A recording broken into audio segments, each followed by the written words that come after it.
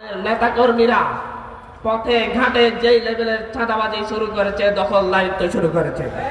এই কারওয়ান বাজারের প্রতিটি সবজি দোকান থেকে তারা চাঁদাবাজি করছে, এখানকার প্রতিটি রিক্সাওয়ালার থেকে তারা চাঁদাবাজি করছে।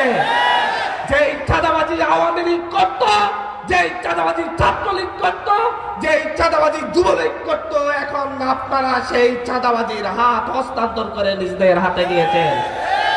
কিন্তু মনে রাখবেন, শুধুমাত্র নির্বাচনের জন্য, ভোটের জন্য এদেশের মানুষ, এদেশের 2000 ছাত্র জনতা জীবন দেয় নাই।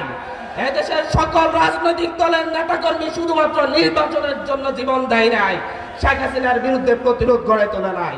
তারা প্রতিটি চাঁদাবাজের বিরুদ্ধে জীবন দিয়েছে, তারা প্রতিটি দখলদারদের বিরুদ্ধে প্রতিরোধ গড়ে তুলেছে। সুতরাং আজকে এই চাঁদাবাজি দখলদারিত্ব বন্ধ না করলে আপনারা অপেক্ষা করুন। মনে করবেন না 5ই আগস্টের যে কোটি জনতা